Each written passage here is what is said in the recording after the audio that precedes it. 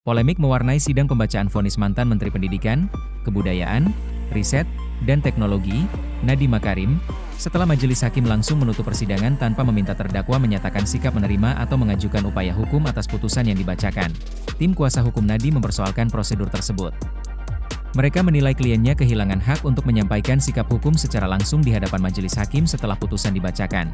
Atas dasar itu, kuasa hukum menyatakan akan melaporkan majelis hakim ke Komisi Yudisial karena diduga melakukan pelanggaran etik dalam persidangan.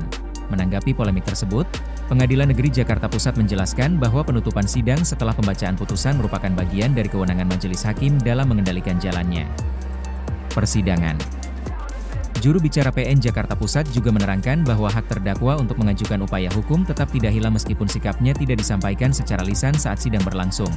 Sebelumnya, Majelis Hakim Pengadilan Tindak Pidana Korupsi Jakarta Pusat menjatuhkan vonis 10 tahun penjara kepada Nadiem Makarim setelah dinyatakan terbukti melakukan tindak pidana korupsi dalam pengadaan laptop Chromebook dan Chrome Device Management (CDM) di lingkungan Kemendikbudristek.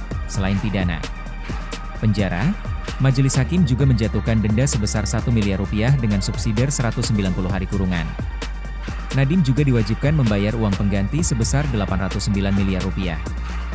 Apabila uang pengganti tersebut tidak dibayarkan, maka diganti dengan pidana penjara selama 5 tahun. Vonis tersebut lebih ringan dibanding tuntutan jaksa yang sebelumnya meminta hukuman 18 tahun penjara.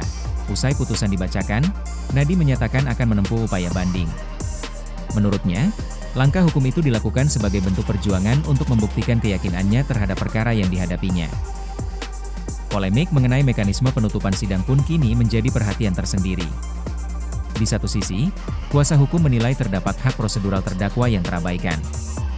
Di sisi lain, pihak pengadilan memastikan hak hukum Nadiem untuk mengajukan banding tetap terlindungi sesuai ketentuan yang berlaku.